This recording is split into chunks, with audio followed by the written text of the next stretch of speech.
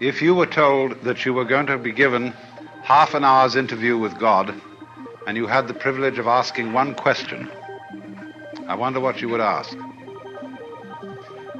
You might be given some preparation too, because when you think, what is your ultimate question, you'll probably do many things before you arrive at it. And I know many people who would discover that they had no question to ask. The situation would be altogether too overwhelming. But many people to whom I've put this problem say that the question that they would ask is, who am I? And that is something we know very little about, because whatever it is that we call I is too close for inspection. It's like trying to bite your own teeth or to touch the tip of your finger with the tip of the same finger. And although other people can tell you who you are and do, they only see you from the outside, as you see them from the outside. And you don't see from the inside. And so the nature of what it is that we call I is extremely puzzling, because there is some confusion as to how much of us is I. We talk in ordinary ways about my body, my feet, and when we go to the dentist to have our teeth fixed, we regard him rather as a mechanic. Like you take your car to the garage, so you take your body to the surgeon or the dentist or whatever it is to be fixed, have the parts changed or something of that kind. And they're really getting to work on that now. And so the question is, when somebody has a heart transplant, that sounds very radical, because we say, in my heart of hearts. But nowadays, most of us seem to feel that whatever it is that I is located in the head. Somewhere behind the eyes and between the ears is the center. And the rest of us is an appendage, a vehicle, which carries the self around. Now, popular speech also reflects the sensation that I am very different from what we call the other. Other people, other things, anything that we can become aware of is sort of other. There is an opposition, apparently, between the knower and the known. And so we talk about facing reality. We talk about coming into this world as if somehow we didn't belong. As if instead of being leaves growing out of a tree, we were a lot of birds that had alighted on bare branches. And it has become common sense for most people living in the 20th century today to adopt the 19th century philosophy of science, which interprets the physical universe outside human bodies as being a mechanical contraption, which is essentially stupid, unfeeling, automatic, composed of mainly geological elements, rocks, gases, and so forth. And therefore we feel rather alone and left out of this thing, in contrast with the ideas of Ptolemaic astronomy. Instead of being at the center of the universe, we are on the outer limits of a minor galaxy, revolving around an unimportant star on a small, minute ball of rock.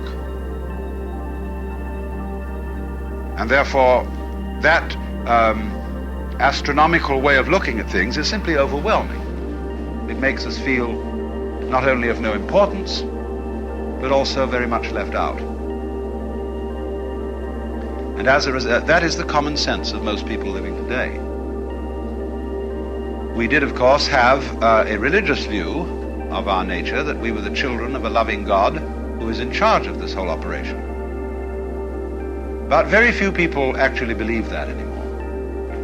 A great many people think they ought to believe in it and would like to believe in it, but they don't. Most ministers that I know don't believe it, but they feel guilty about this because they feel they ought to. But it became implausible. There never was a serious argument against it. It simply became unthinkable in comparison with the dimensions of the universe as we now see it. So having lost a way of looking at the world, an image of the world which gave us some sense of meaning, we now have an image of the world which gives us none at all. And so we feel rather inclined to put up a fight against the whole show. Interestingly enough, when in the 19th century we switched our common sense from supernaturalism to naturalism, one would think that a naturalist would be a person who loved nature, just as a materialist ought to be a person who loves material, but certainly isn't. With what is called the philosophy of scientific naturalism, naturalism is used in a negative way. It has nothing to do with being natural. It has something to do with being not supernatural, merely natural. And all sorts of phrases were coined in that epoch, which I would call put-down phrases. Freud spoke of the basic psychic energy as libido, which means blind lust. People like Ernst Haeckel spoke of the universe as being a manifestation of blind energy. Think of that put-down word, blind. And therefore we also speak of unconscious mental mechanisms. And the very word unconscious, as being the deeper aspect of our psyche, is a negative word and a put-down word. So as to say, what you are functioning as a rational ego with values and with a capacity to love is simply the epiphenomenon of a purely mechanical process. Too bad. So as a result of this so-called naturalism, we began to put up the most whopping fight against nature that was ever engaged in. And that fight is an expression of our fury and of our feeling of being left out. So that the technological experiment, which became possible as a result of the mechanical sciences, has largely been conducted in a spirit of rage. And the results are evident all around us. Here in Palm Springs, you are gradually getting all the smog from Los Angeles. This great cloud of poisonous gas put up by a city which is exemplary in this whole civilized world for fouling its own nest. Perhaps only Calcutta could be a bit worse, or some such terrible slum. But we have done it by technology, by ruthless beating about of nature without consideration for what the scientist would call our ecology. Ecology is that aspect of science which deals with the relationship between organisms and their environments. Ecology is the study of the balance of nature, of the way in which every living being depends upon innumerable other living beings of all species, and also upon inanimate forces, air, water, temperature, gases, vegetation, and all sorts of things. And this is one of the most important sciences that we can possibly study today.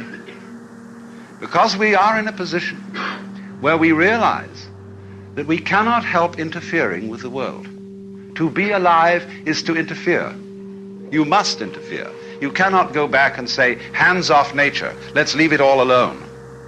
Because you're stuck with it, especially once you've started to interfere in a major way.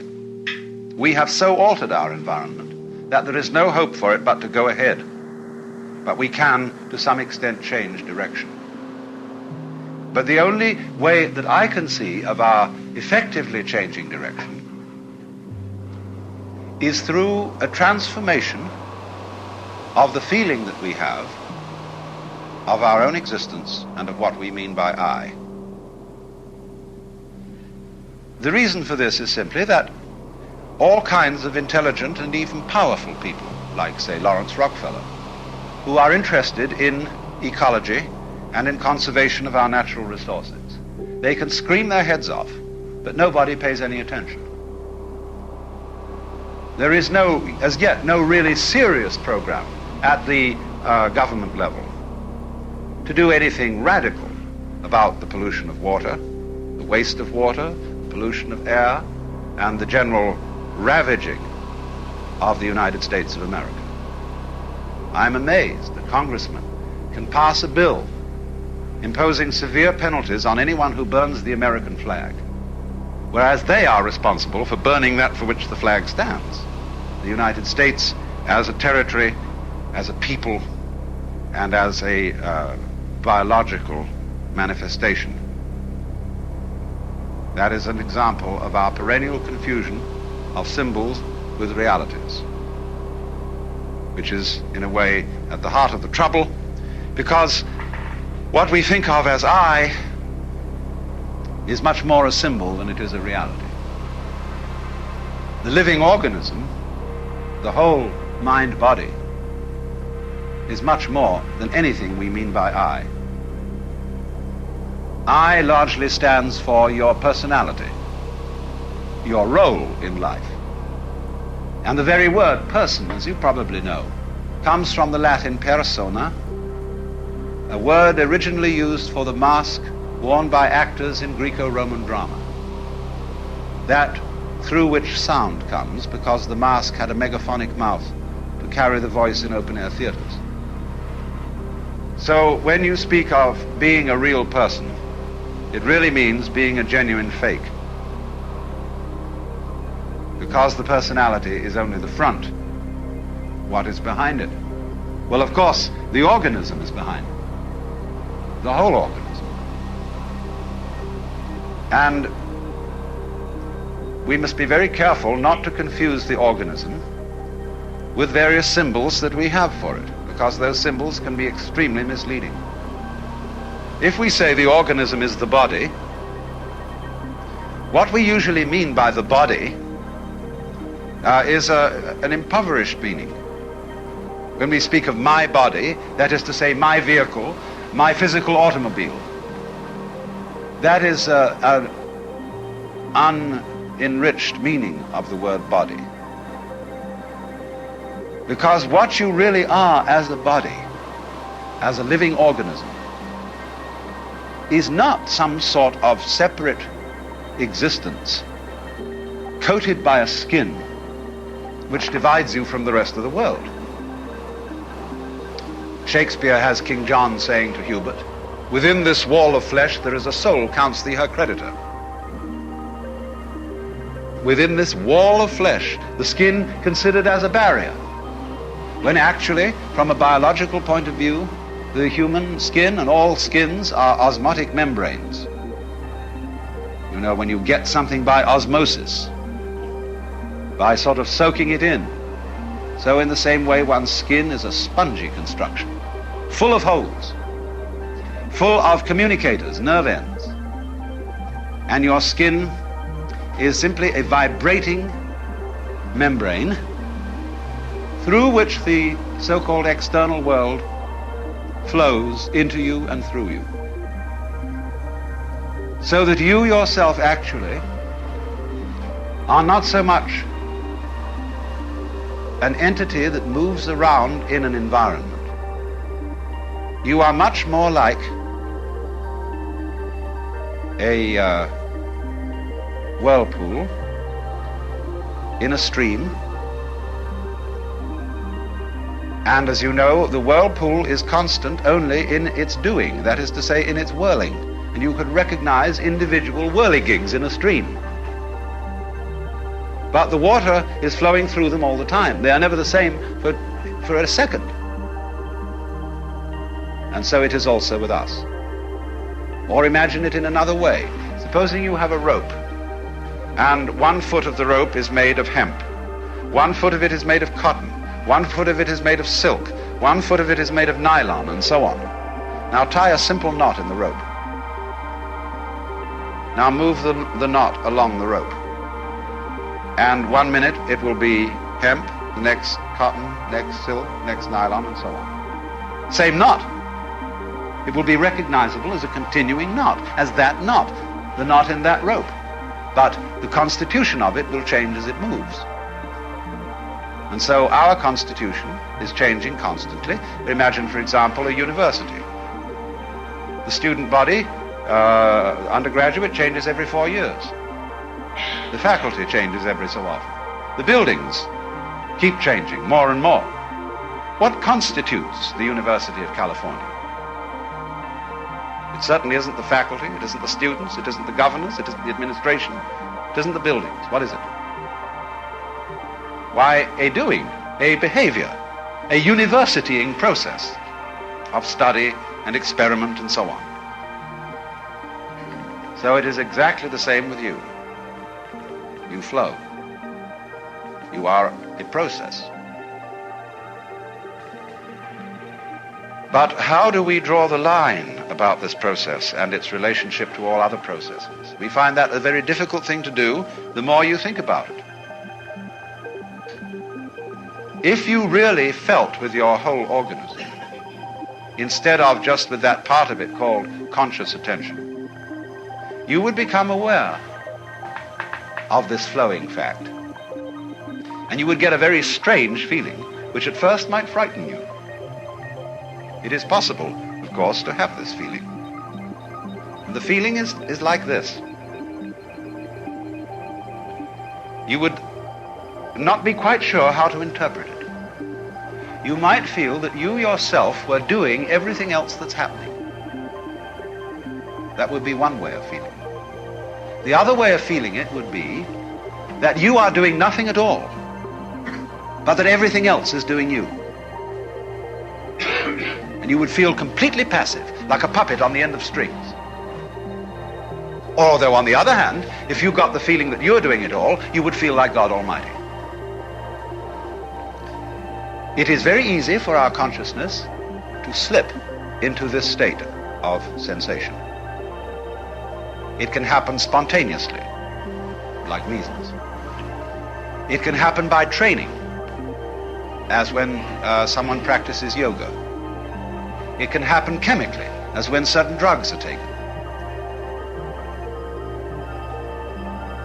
And one has to be very careful about this feeling because it's enormously easy to misinterpret it. Either as being omnipotent, being God in the personal, literal sense, or as being helpless and merely driven. Now, what should be understood is that both these ways of feeling are right, only they must both be taken together. To be simultaneously omnipotent and helpless. These are two poles, opposite poles of one and the same state. Because the message that is coming through, and that we find difficulty in understanding because it's contrary to our common sense, contrary to our whole history and conditioning, the message that's coming through is you as a living organism and all that is going on in your environment constitute a single process. What in physics we would call a unified field. A single process, like a pattern, but you know, any pattern has all sorts of subsidiary wiggles in it. Like the organism itself is a unified pattern, but it's full of wiggles. All sorts of tubes and organs and bones and nerves and so on. Working in this way. You know the body doesn't have a boss. We could pitch a big argument. Who is really the top dog in your body? Your stomach or your brain? I can argue for both ways. Well, let's first argue for the stomach. The stomach is fundamental. That's what eats, and eating is the fundamental thing of being alive. By putting food into the stomach, it digests it, and from there it goes out and energizes everything else. Obviously, the stomach is the most important. The hands, the mouth, the feet, all exist to serve the stomach. And naturally, as a final achievement of the stomach, is the brain. evolving later in the evolutionary process, as a gadget up there to scavenge around and find stuff for the stomach to eat. That's the function of the brain. But now let's take the argument to the side of the brain. The brain says, oh, no, come now. Just because I arrived late doesn't mean that I'm unimportant. I was being gotten ready for. Because I am the thing that was the flower at the top of this thing. And this tube with stomachs in it and things below was preparing for me, and the stomach is my servant. It is doing all the dirty work, getting energy to put currents through my wonderful circuits, so that by the creation of all the goods of the mind, of the arts and sciences and religion and philosophy and so on, I shall be the true head of man. Well, both arguments are right. Because you have a relationship between stomach and brain, which is a sort of polarity. The one exists for the other. It's like when you prop up two sticks against each other, they will stand up so long as they lean on each other. Take one away and the other collapses. So chop off the head and the stomach is finished. Take out the stomach and the head is finished. So this is the way all organic life proceeds. It's different with mechanical life, because the mechanism must invariably have a boss, the man who puts the machine together, the person who constructs the computer, who designs it, who asks it questions, who programs it. He is the boss. But organisms don't have bosses. They are essentially, I would say, democratic arrangements, where somehow, in a marvelous way, an enormous company of cells are working together. But that isn't the way. The body wasn't sort of one day a lot of cells all crept together and said we're a body. That does sometimes happen in the biological domain. But much rather this, when you watch the gestation of a mammal, you see first of all a very simple little organism which swells. And as it swells, it becomes more and more complicated from within. No parts are added, nothing is screwed on, there's no welding done or anything like that. It bulges, and of course it does absorb material, but it transforms it. But all of it works together at once, like the legs of a centipede. Like you work all together at once. For you see, when we come down to it, you think you decide things, but you don't know how you do it. How do you open and close your hand? You can decide, I will now open my hand and do it, but you don't know how it's done. And yet, in a sense, you do know how it's done, because I say, I know how to open my hand, but you don't know in words. You can't explain it. Still less can you explain how you see. Still less can you explain how you are conscious. How are you an ego? Well, you don't know. Because the springs of being conscious, of being an ego, are outside the surveillance of consciousness. They're somehow underneath. And that lets the cat out of the bag at once, because you see that what is I is something very, very much deeper than the superficial consciousness. And what you call I, in the sense of the voluntary willing center, ego, has very little to do with it.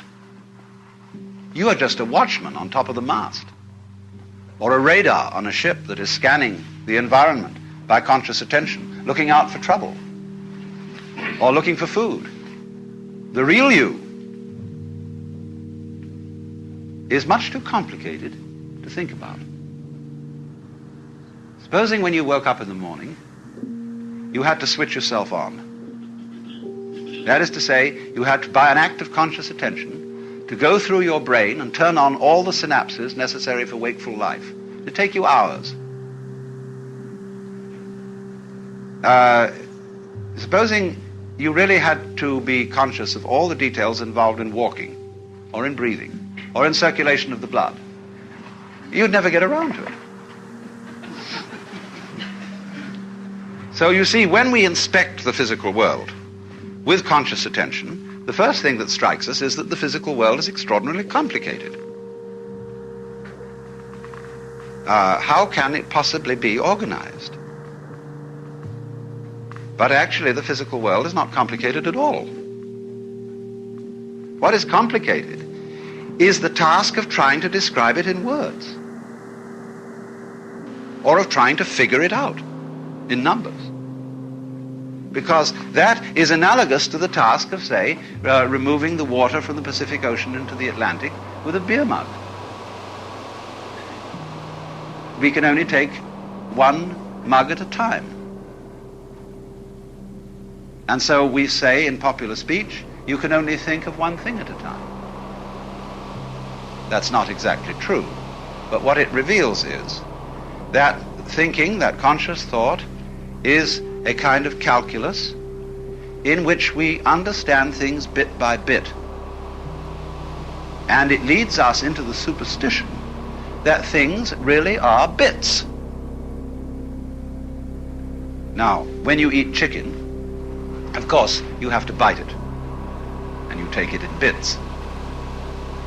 And to make it easier to bite, you order from the grocer a cut-up fryer. But you don't get cut-up fryers out of eggs. Because you see, although we can speak of a chicken, an egg, or a body, it is not actually a bit. It hasn't been bitten off, except for purposes of thinking.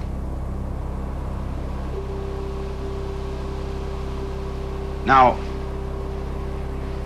this is beautifully brought out in a passage from Whitehead, which I will read to you.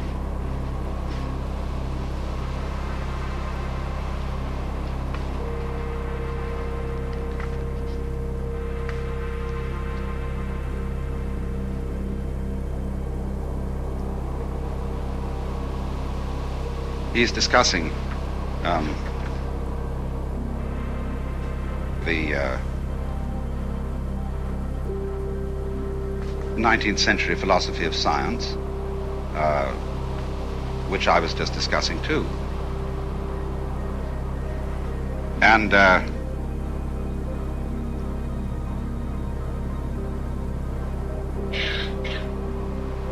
he's saying in this philosophy,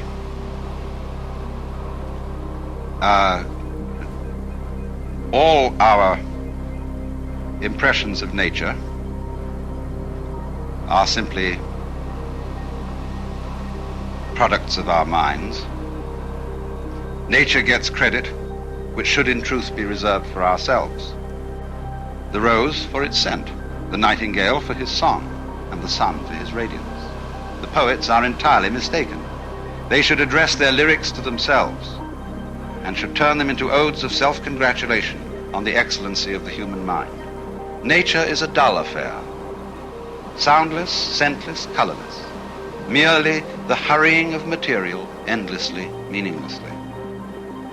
However you disguise it, this is the practical outcome of the characteristic scientific philosophy which closed even the 17th century.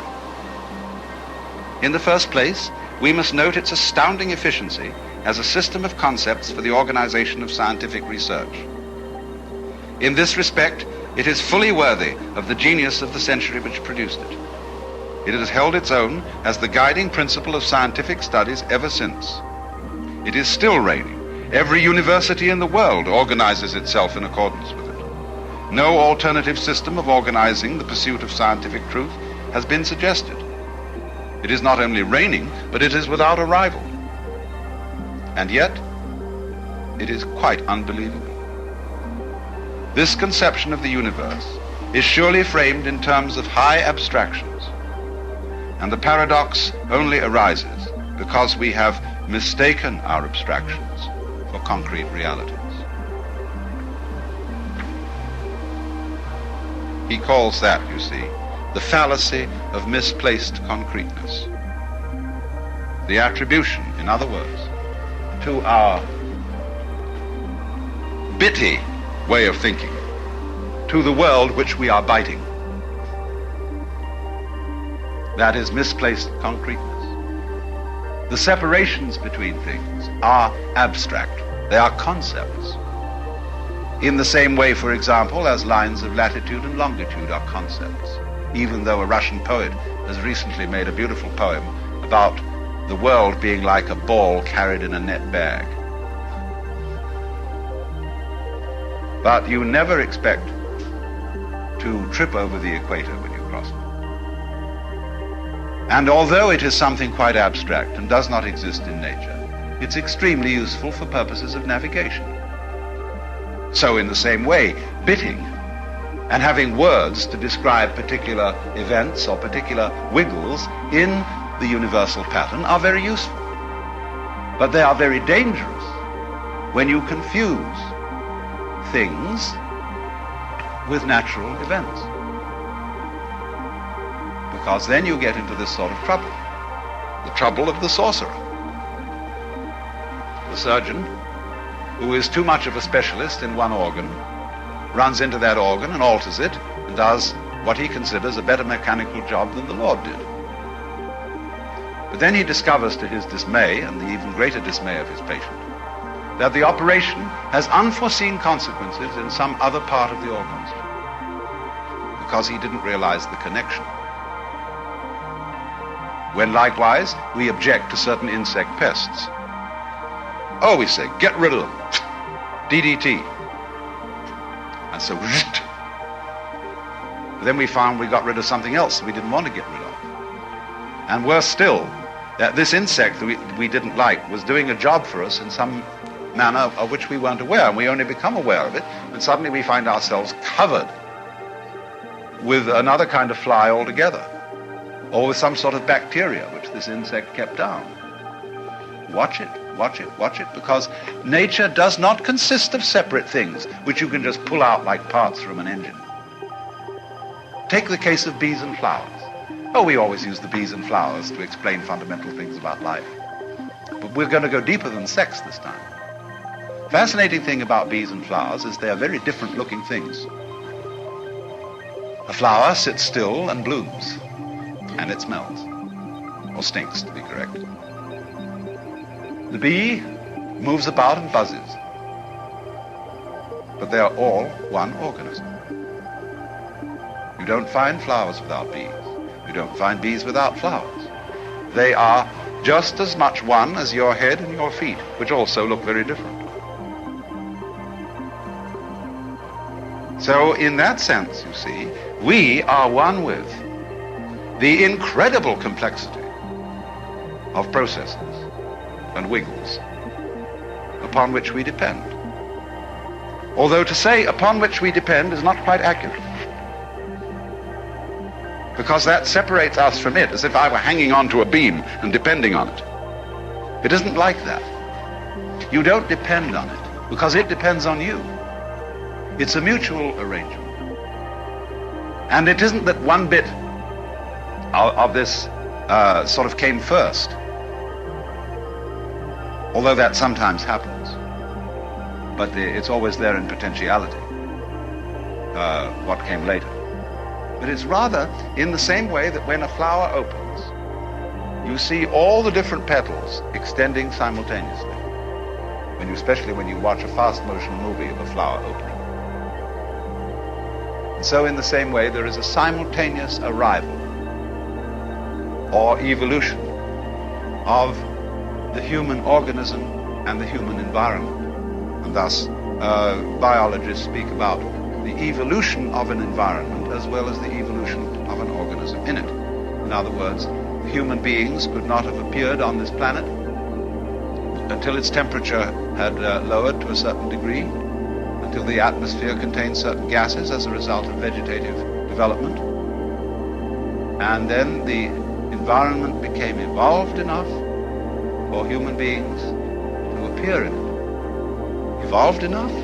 I'll say something further. Intelligent enough for the appearance in it of intelligent beings. For your environment is intelligent. Otherwise you couldn't be. You see, we, as Jesus said, you don't gather figs off thistles or grapes from thorns. you won't get pears off an apple tree. So, you won't find people except on a people tree. And this planet, this solar system, this galaxy is peopling in exactly the same way that an apple tree apples. Put our existence into verb language as distinct from noun language, and you're much closer to the point. You see, nouns have the difficulty of designating things. Verbs designate process. Now, everything is a process, really. When we speak of housing for houses, matting for mats, we're getting there. The Nootka Indians have a language in which there are no nouns. So they say, it houses. And then they add an adverb to show whether it houses religiously, homily, or marketingly. And so they see the world as the flow. What is it that houses? What is it that rains when we say it is raining? You see, we always have a funny idea that to get a verb, that is to say to get action, you have to have an agent. Now, this is the most ridiculous idea conceivable. How can a noun start a verb? How can a thing start an event? Because there's no action in a thing. Action can only come from action. Energy from energy. You can't get energy from a concept, because nouns are all concepts. They're abstract, really. It's only verbs that are concrete, because the world is process. Now, common sense insists that the pattern of the world must be made of something, because we still think with Aristotle's common sense, or with the imagery of the book of Genesis, where God made Adam out of the clay. In other words, he made a clay figurine and breathed breath into it, and it became alive. And so we constantly think that we as are made of flesh, as if flesh were some sort of stuff like clay out of which you shape bodies, or like you make tables out of wood. Are trees made out of wood? What a ridiculous question. Trees are wood. They're not made of wood. And it's simply this artifact thing that gives us the idea of the world being made out of something. It isn't made out of anything. And so when physics tries to investigate what is the stuff of matter, they can't find any. Because you can never talk about anything except a process. You can describe what a process is doing. You can describe the structure, the nature of the dance, whether it's doing a waltz or a mazurka or the frog or whatever it is. And then you can describe that melody, shall we say, what it is performing. But there is nothing doing the performing at all. And there is no stuff out of which it's being done, because when you examine stuff, you just find more pattern. See, what you mean by stuff is fuzz. When you look at something with a lens and you're out of focus, you see fuzz. When you come into focus, you see structure. All right, now, the structure is made of all sorts of little lines and things. You can see them, and you want to know what are they made of. So you turn up the magnification, and for a while you get a lot of fuzz, but when you're clear again, you see that those little lines are also made of more little lines, more structure. And big patterns have little patterns upon their backs to bite, and so on. And that's the way it goes. So, suddenly you feel rather insecure, because stuff has disappeared. There's a famous story about a physicist who understood this so well that he always went about in the most enormous padded shoes because he was afraid of falling through the floor.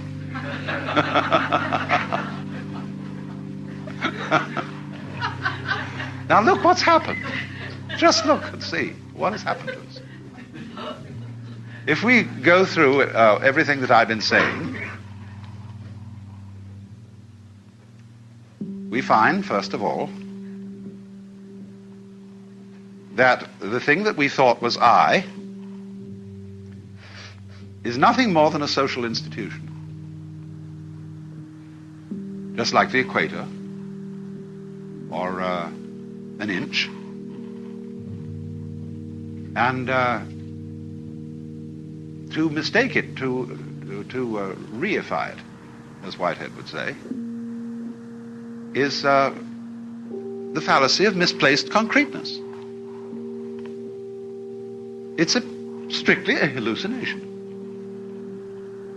And any certain amount of psychological self-exploration shows this to be the case.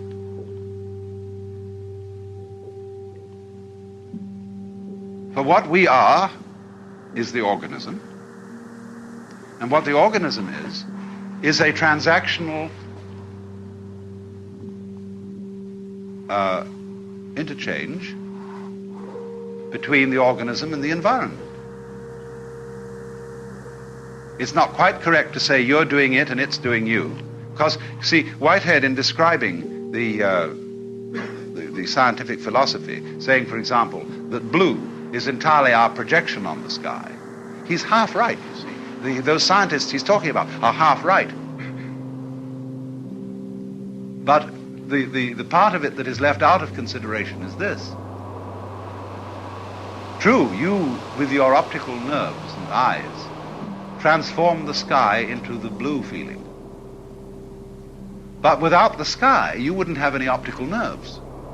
It works both ways, you see. Without the air, whose density gives the blue effect. It's mutual. You do it, and it does you.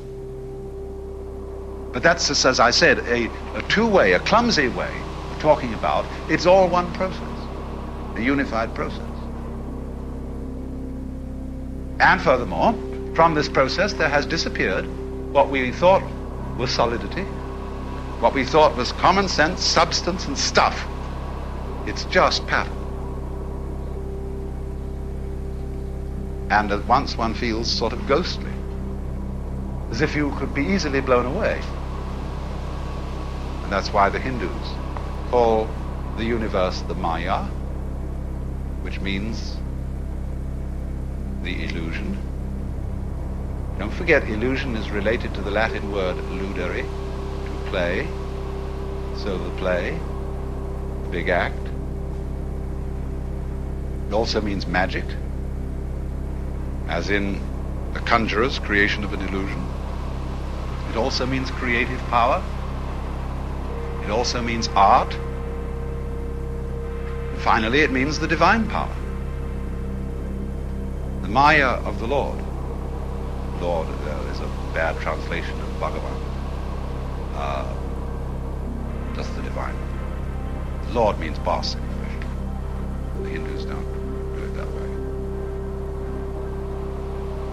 But now you see, I've arranged this general introduction, which I'm afraid will be familiar to some of you who've attended my seminars before, but I've arranged this general introduction to raise the question, all right, if that's the way it is, how on earth are we going to arrange a transformation of man's consciousness so that he'll know it, not just in theory, but something he feels in the same way as you feel what you take to be I at the present moment, confronting an external world? How will you transform that sensation? Because if you don't transform that sensation, you'll not ever be fit to use technology. We shall continue to use our technology in a hostile spirit towards the external world, and we shall wreck the external world. We're busy doing it now. There is no necessity to abandon technology. We can't abandon it. But we can certainly use it in a different spirit. I have just been in the island of Ceylon,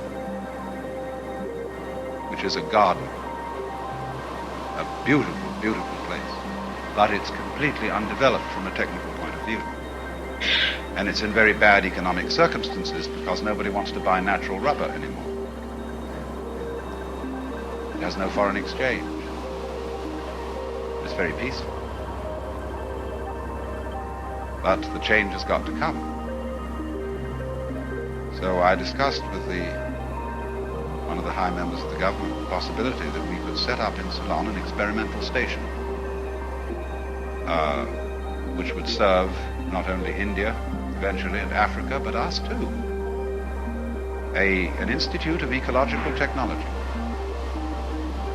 where we could, in that experimental island, work out ways of production, of mechanization, automation, and so on, which would not ruin the island. And you have to do that sort of thing with a certain dedication, because one of the reasons why we make such a mess with technology is that the shareholders in any given corporation want to make a fast buck. Now, there's nothing wrong, you see, in wanting to be rich. There's nothing at all wrong in being rich. In fact, I think the world without rich people would be extraordinarily boring. Point is, you have to understand what riches are, and they are not money. Riches are land, clothes, food, houses, intelligence, energy, skill, iron, forests, gardens. Those are riches.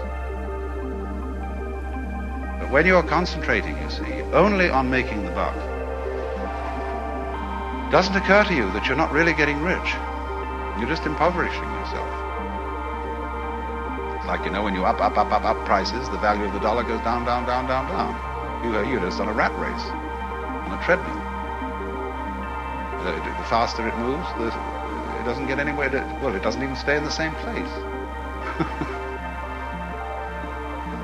So it is that kind, again, you see, this is another example of confusing the symbol with the reality of the fallacy of misplaced concreteness. It's quite important. So we shall devote the rest of the seminar to discussing the various ways in which it is proposed that we bring about, or assist the bringing about, of that change in our perception and conception of our own existence, so that we can feel ourselves the way we are, as distinct from the way in which we've been told to feel ourselves.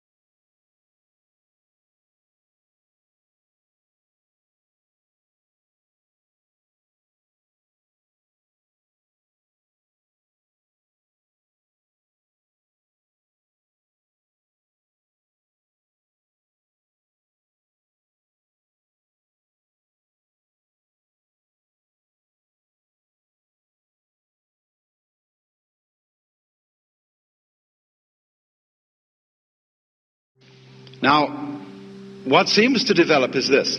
Most people think that I is a center of sensitivity somewhere inside their skin.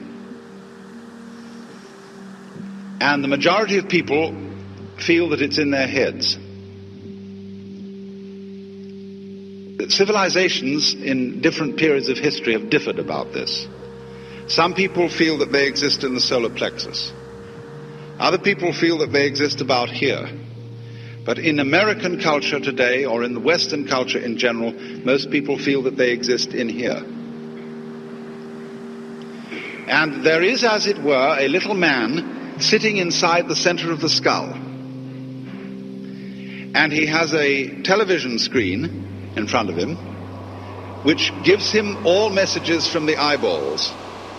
He has earphones on, and that gives him all messages from the ears. And he has in front of him a control panel with various dials and buttons and things, which enable him to influence the arms and legs and to get all sorts of information from the nerve ends. And that's you. So we say in popular speech, I have a body. Not I am a body, but I have one, because I am the owner of the body in the same way as I own an automobile. And I can take the automobile to the mechanic, and occasionally in the same way I have to take my body to the mechanic, the surgeon, the dentist, the doctor, and have it repaired. But it belongs to me, it goes along with me, I'm in it. A child, for example, can ask mother, Mom, who would I have been if my father had been someone else? That seems a perfectly simple and logical question for a child to ask, because of the presumption that your parents gave you your body and you were popped into it, maybe at the moment of conception or maybe at the moment of birth, from a repository of souls in heaven, and your parents simply provided the physical vehicle. So that age-long idea that is indigenous, especially to the Western world, is that I am something inside a body, and I am not quite sure whether I am or am not my body. Some doubt about it. I say, I think, I walk, I talk, but I don't say I beat my heart. I don't say I shape my bones. I don't say I grow my hair. I feel that my heart beating, my hair growing, my bone shaping is something that happens to me. And I don't know how it's done. But other things I do. And next, I feel quite surely that everything outside my body is quite definitely not me. There are two kinds of things outside my body. Number one is other people. And they're the same sort of thing as I am. But also they are all little men locked up inside their skins. And they're intelligent, they have feelings and values, and are capable of love and virtue. But the number two is the world that's non-human, that we call nature. And that's stupid. It has no mind. It has emotions, maybe, in animals. But on the whole, it's a pretty grim business. Dog eat dog. And when it gets to the geological level, it's as dumb can be. It's a mechanism. And there's an awful lot of it. And that's what we live in the middle of. And the purpose of being human is, we feel, to subjugate nature, to make it obey our will. And we arrived here, we don't feel that we belong in this world. It's foreign to us. In the words of the poet Houseman, I, a stranger and afraid, in a world I never made.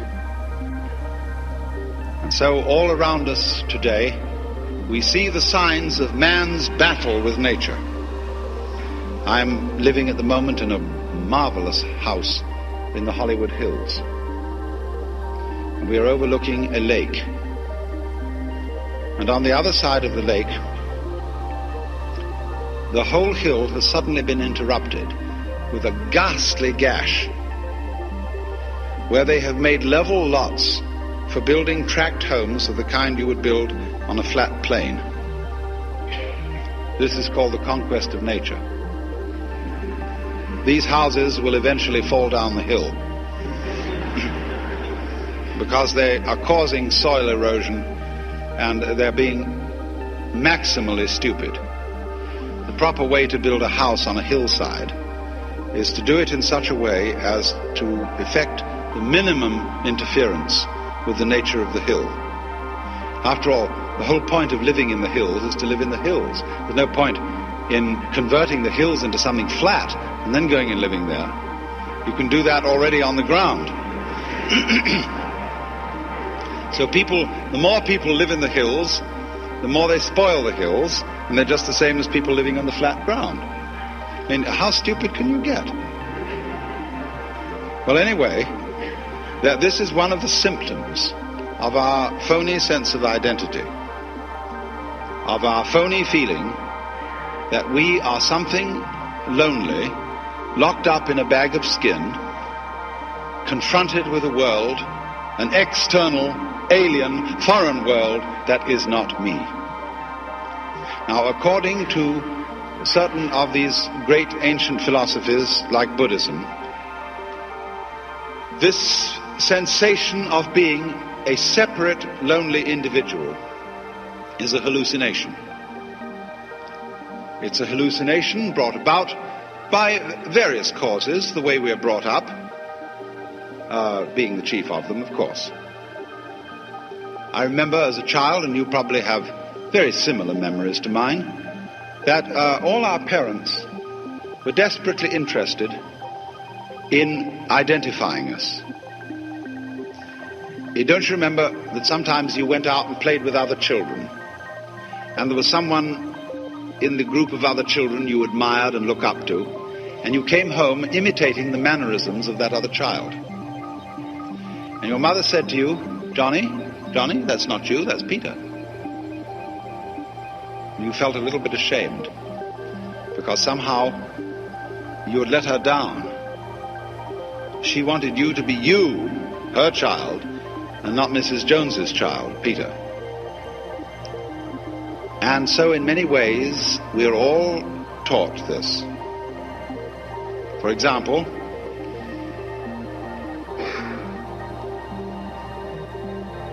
the main thing that we're all taught in childhood is that you must do that which will only be appreciated if you do it voluntarily.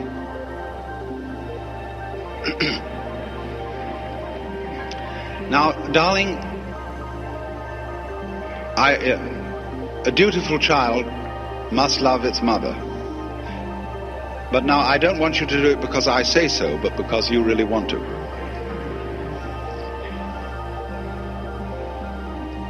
Or, you must be free.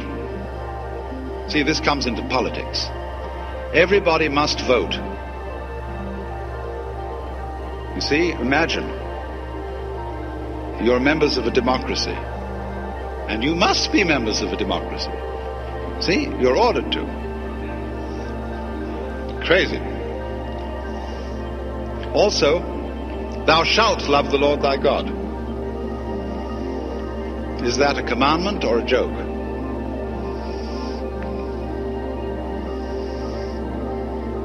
You know, if you suggest that the Lord is joking, most people in our culture are offended because they have a very moronic conception of God as a person totally devoid of humor. But the Lord is highly capable of joking, because joking is one of the most constructive things you can do. So, When you are told who you are and that you must be free, furthermore that you must survive, you must go on living, and that becomes a kind of compulsion, you get mixed up. It's very simple. Of course you get mixed up. If you think you must do something,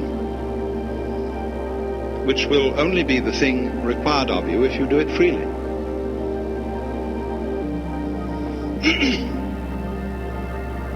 These are the sort of influences, then, that cause human beings all over the world to feel isolated, to feel that they are centers of awareness locked up in bags of skin.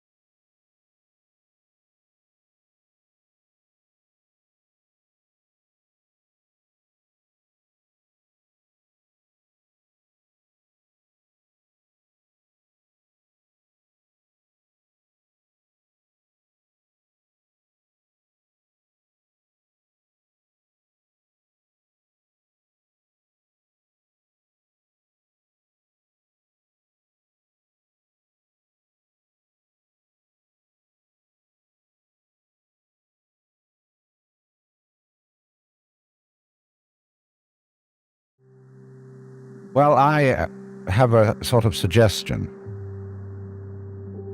and that is this: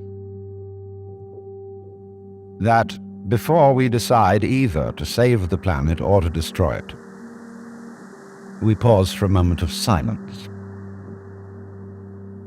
I don't mean that kind of grim silence which one observes when somebody says, such and such a famous person has just died, and we'll observe a moment of silence in his honor, and everybody frowns and thinks very serious thoughts. That's not silence at all. I mean real silence, in which we stop thinking and experience reality as reality is. Because after all, if I talk all the time, I can't hear what anyone else has to say. And if I think all the time, and by that I mean specifically talking to yourself subvocally inside your skull, if I think all the time, I have nothing to think about except thoughts. And so I'm never in touch with the real world. Now, what is the real world? Some people have the theory that the real world is material or physical, and say it's made of kind of a stuff. Other people have the theory that the real world is spiritual or mental. But I want you to point out that both those theories of the world are concepts. They are construction of words. And the real world is not an idea. It is not words. Reality is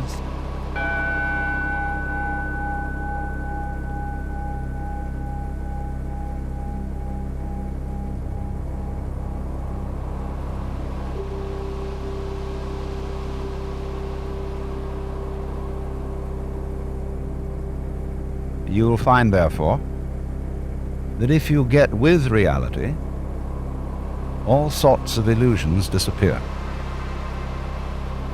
And I will mention several illusions that have not this kind of existence.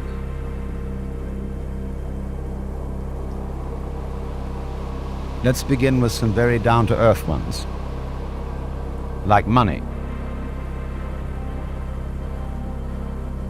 Money is a very useful method of accounting. It is a measure of wealth, in the same way as inches are measures of length and grams measures of weight. You cannot eat money. You could have a fantastic quantity of dollar bills and stock certificates on a desert island, and they would be useless to you. What you would need would be food and animals and companions.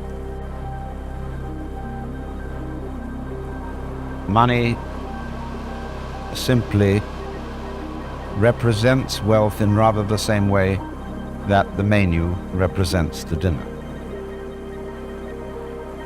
Only we are psychologically perverted in such a way that some of us would rather have money than real wealth. But you know, you cannot drive in 5 cars at once, even though they be Cadillacs. You cannot live simultaneously in 6 houses, or eat 12 roasts of beef at one meal. There is a limit to what one can consume.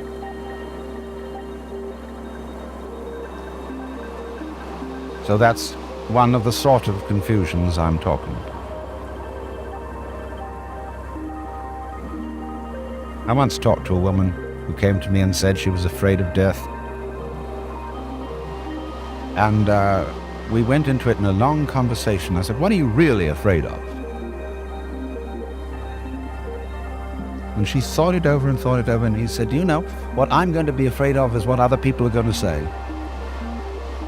They're going to say, 'Poor old Gert, she couldn't last it through.'" Because you see, who you think you are is entirely dependent on who people have told you you are. You're not that. Then another thing that bothers us is time. But most people nowadays say, I have no time. Of course you don't. Because you are not aware of the present. You know, the present is represented on your watch by a hairline that is as thin as possible as is consistent with visibility. And so everybody thinks the present is, instead of,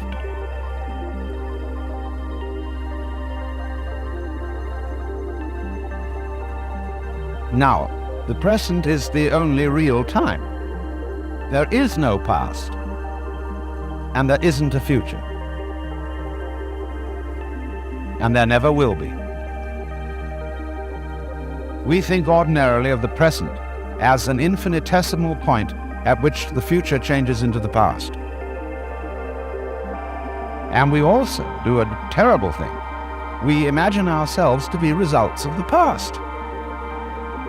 We're always passing the buck over our shoulders, like when God approached Adam in the Garden of Eden and said, "Hast thou eaten of the fruit of the tree whereof I told thee thou shouldst not eat?" And Adam said, "This woman thou gavest me, she tempted me, and I did eat." And God looked at Eve and said, "Hast thou eaten of the fruit of the tree whereof I told thee thou shouldst not eat?" And she said, "The serpent beguiled me, and I did eat." And God, out of the corner of his eye, looked at the serpent. The serpent said nothing. So you see, we're always passing the buck. And don't realize that the past is caused by the present, as the wake of a ship flows back from the prow. Now, the wake doesn't drive the ship any more than the tail wags the dog. But we've all got excuses. Well, my mother had a fit while she was carrying me in the womb. They didn't bring me up right. And then they go to the mother and say, "How is it that you could have been so irresponsible with your children?" And she says, "Well, it was my parents didn't bring me up right either." And so everybody passes the buck. But the truth of the matter is, it all begins here. This is where the creation began. And you're doing it and won't admit it. Because, of course, you're all God in disguise. Jesus found that out, and they crucified him for saying so. Because the Jewish people had a sense of God as the cosmic king, the boss. It was modeled on Pharaoh, on Cyrus of Persia. The King of Kings and the Lord of Lords was Cyrus's title. Kyrie eleison means Cyrus, have mercy on us. But you don't have to think of God in that image. When modern Protestant theologians of the sort of liberal type are saying God is dead, they mean not that literally, they mean a certain image of God is dead. Outworn. Because it was, after all, an idol. And when it says, "Thou shalt not make to thyself any graven image," it doesn't mean merely images of wood and stone, which nobody took seriously anyway. It means, above all, images made of imagination, images made of concepts. And that one had feet of clay. But it doesn't mean that God is dead, that life is nothing more than a trip from the maternity ward to the crematorium. It's much more spooky than that.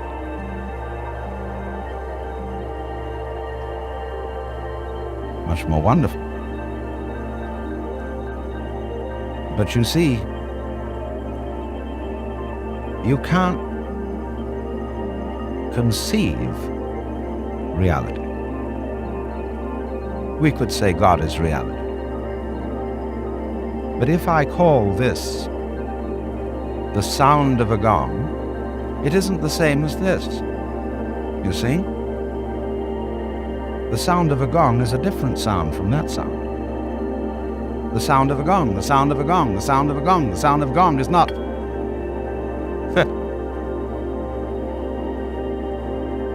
So then, there is practiced throughout the world rather more in Asia than here, although always by a minority of people. A discipline called meditation, which is to get in touch with reality.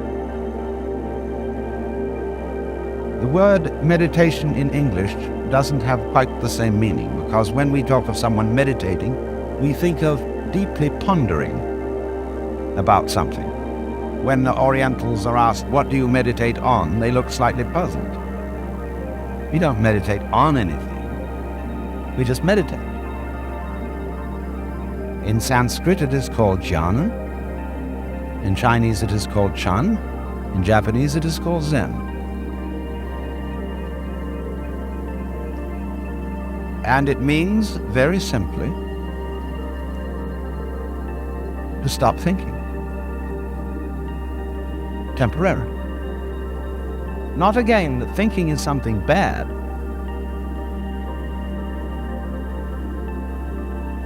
But if you don't, you have to stop thinking at certain times. Once you get the knack of that, you can do it even while you're thinking.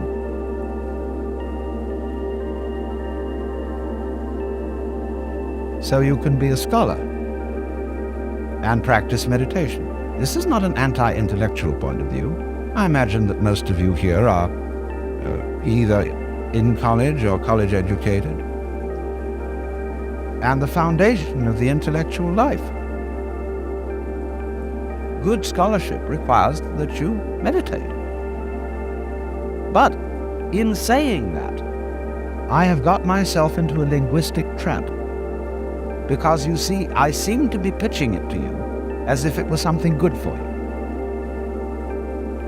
As if it would give you a better future. As if it would improve you. Now, so long as such motivations and considerations exist, you're not meditating. We talk sometimes about the practice of meditation as if it were like practicing the piano, preparing for a concert. It's much more like the practice of medicine, as when you say, "Well, I practice medicine." It means you do it every day, it's your way of life. So this is a very odd thing for Westerners to understand, and particularly for Americans.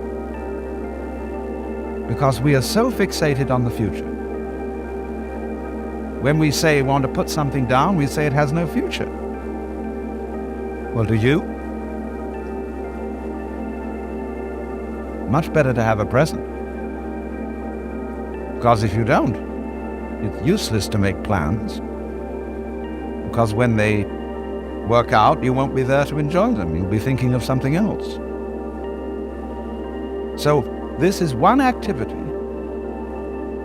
which is curiously different from all others. It has no purpose. It's rather like music or dancing in that respect. Why do you listen to music? Supposing there would be a culture with no music, would you consider that a high culture? But why do you do it? Well, some people say, well, we go to the concert to improve our minds. Well, if you do it that, you're not listening. As you see, music is peculiar in that it is a marvelous pattern of sounds that doesn't mean anything. There is some inferior music that means something. What we call program music, like the Tchaikovsky 1812 Overture. Or some of Debussy's perpetrations, such as the Englutted Cathedral, where it's creating visual pictures or imitating natural noises, the beat of horses' hooves or rollings of military drums and the sound of the waves, etc. Just imitation. Now, great music, as composed by Bach or Mozart, or the Hindu music, or some of the great contemporary composers, doesn't mean anything except itself. It isn't going anywhere. Otherwise, the fastest orchestras would be considered the best.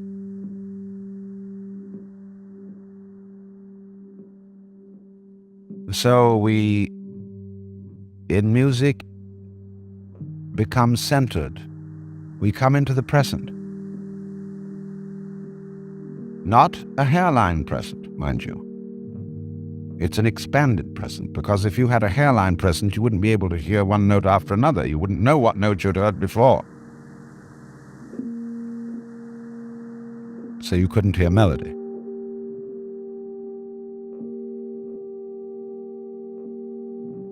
But in this, you are released into reality. That's why it is said that the angels in heaven have harps, and why they circle the throne of God and sing Alleluia, Alleluia, Alleluia, which, although it does mean hail to the Lord, doesn't really mean anything. When you really get swinging with an Alleluia, it's just Alleluia. You don't think of the meaning of it, you see, because you can't think of the meaning of God. What does God mean? What is God useful for? And so in the same way you can ask, what does a tree mean? What does a cloud mean? What does a fern mean? What's it all about? Well, we've got on all kinds of weird theories that ferns exist in a certain way in order to propagate themselves. Like birds do all this thing in order to lay eggs so more birds come out. And the whole point of that is that there shall be more birds still. It is a purely engineering approach to life.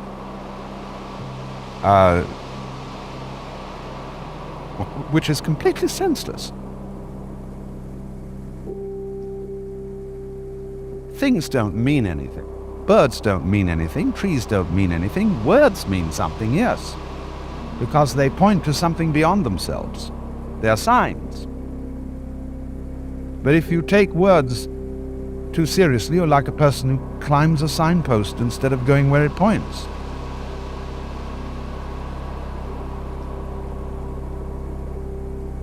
And so if you suddenly say, but my life has no meaning, you're identifying yourself with a word.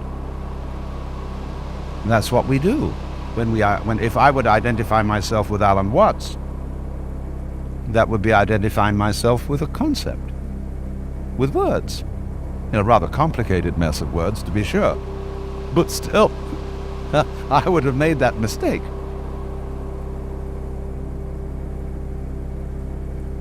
So then, it has to be understood about meditation that it's not an exercise, it's not a gymnastic, it's not the ordinary sort of self-improvement procedure. And one does it not to be good for you, but just because you dig it. Because at last you find yourself in the center, the eternal now, in which past and future drop away.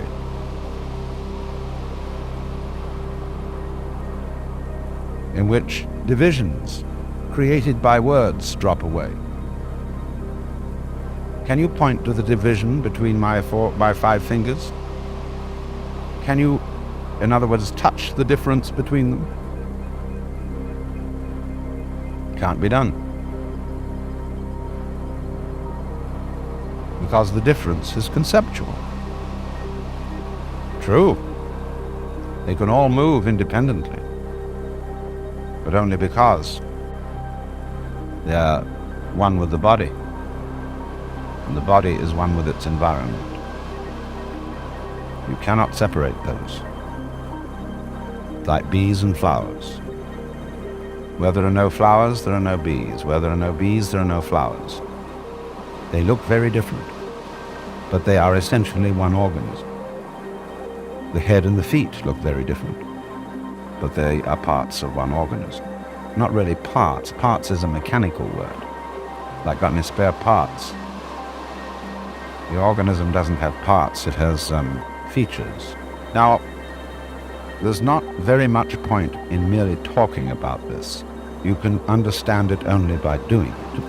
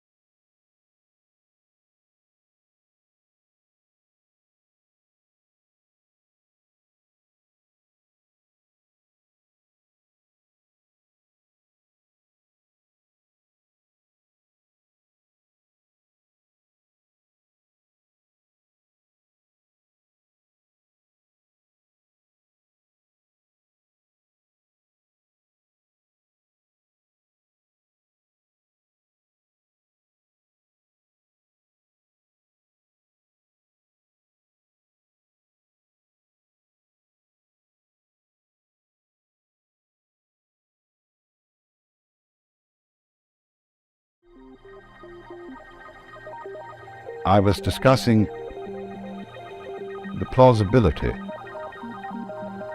of two essential features of the philosophy of illusion. The question that we have to decide whether to take life seriously or not, that is to say, whether the plot is comic or tragic. And if it's tragic, you see, must we say that it's ultimately tragic? And the question of who are you? And are we to say that I myself, right down at root, am just a little kind of jerk of some kind that really has nothing to do with this cosmos, but just arises in it and is here on sufferance for a short period, and then absolutely nothing follows, you see? Or the alternative to that is what I really am, the same as the whole thing, that is, the works, the it, or whatever you want to call it, Brahman, God, the Tao, the great void, the Buddha nature, I don't care, the self, anything, any name you want. And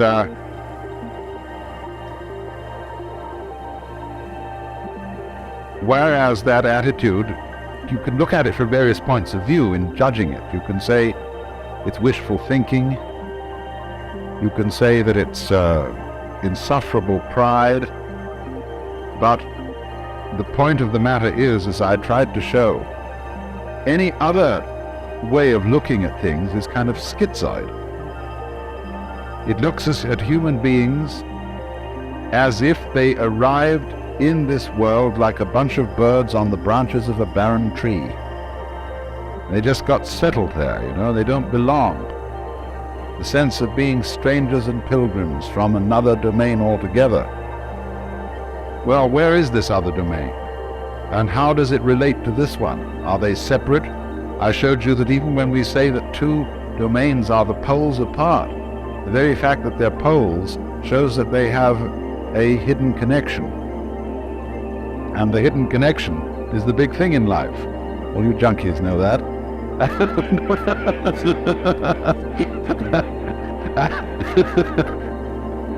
And so, in other words, we get a pattern of organization that is radial rather than an assemblage, as if the universe were really a multiverse.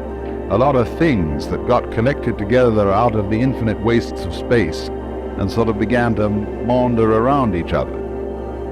Whereas the other pattern, which is so much more sensible, is central and radial, and I showed you how the crystals and the stars and the octopuses and even the human beings are all radial structures.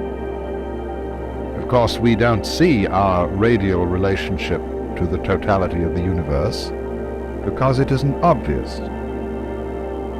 It's obvious that a tree is an arm of the earth reaching up and waving at the sky, and a mountain is another kind of radiation from the earth, and so is a leg from a body, and hair and things like that.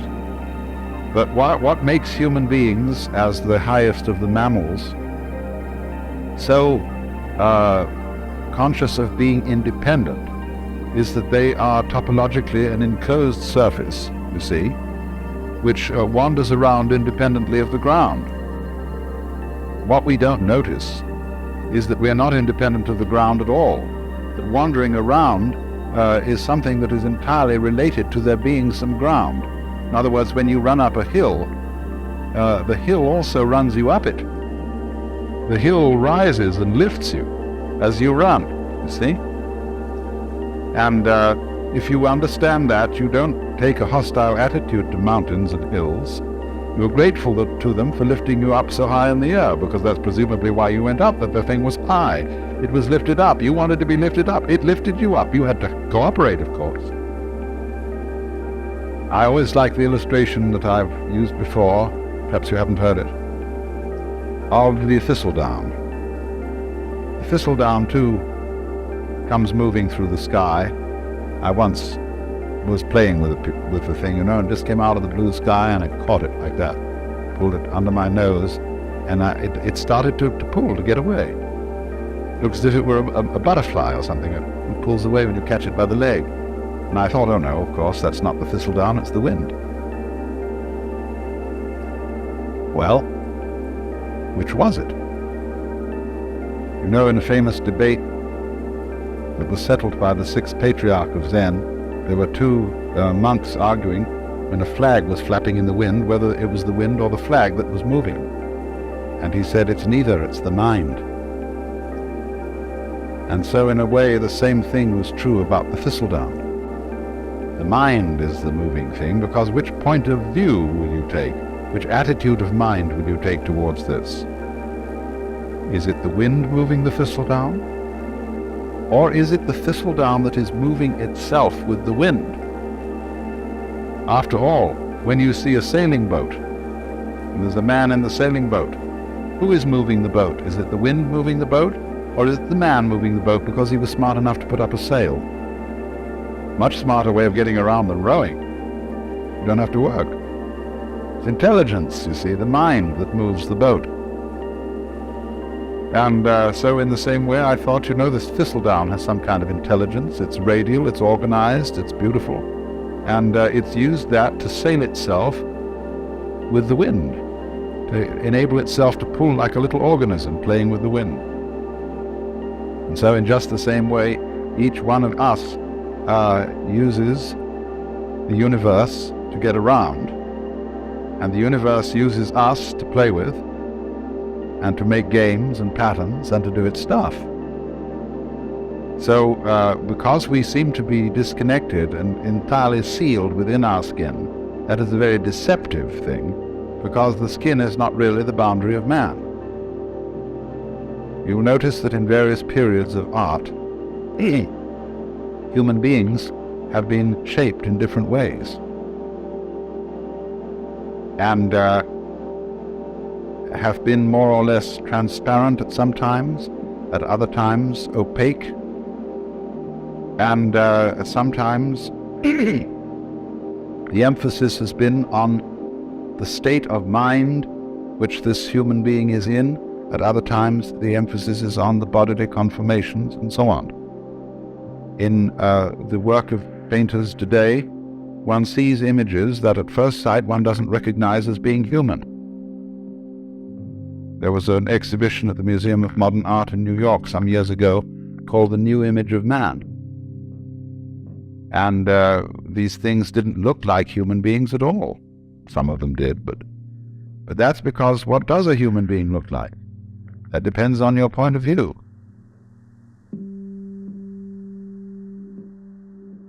You see, if you are prejudiced that a human being is only what is inside his skin, then you think that when anybody paints the human being beyond those boundaries, that he's lost the image of man. He hasn't necessarily lost it at all. You see, there's an old feeling that the shape of the universe is the shape of man. I don't know if you've ever heard that said. That man is the microcosm, and that the universe as a whole is the macrocosm. Now, as you plumb out into the universe and explore it astronomically, it gets very strange. You begin to see things in the depths that at first sight seem utterly remote. How could they have anything to do with us? They are so far off and so unlikely. And in the same way, when you start probing into the inner workings of the human body, you come across all kinds of funny little monsters and wiggly things that bear no resemblance to what we recognize as the human image. Look at a spermatozoon under a microscope, that little tadpole. And how can that have any connection with a grown human being? It's so unlike, you see.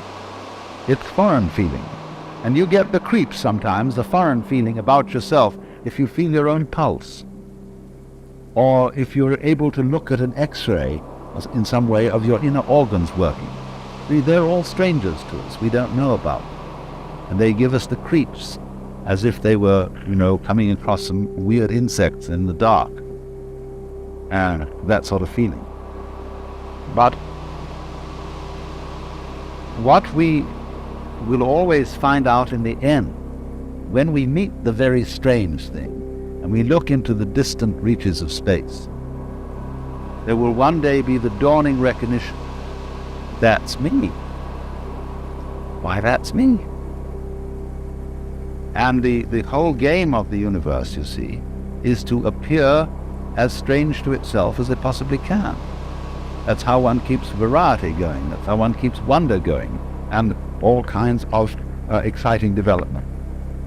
How different can you get? In the beginning, the Lord said, get lost, to himself, you see. So, we shall find, for example, that space that you see all around you and containing you. And you can feel space in many ways. Space is not only something that comes through the eyes. The movement of your arms, if with closed eyes, if for a blind person, is his way of knowing space. And you can hear space audibly. Lots of sounds appear to be in restricted spaces or ample spaces. And silence that goes with sound corresponds to space. And even St. Thomas Aquinas, that old Catholic theologian, said that good derives its virtue from evil, just as it is the silent pause that gives sweetness to the chant. So,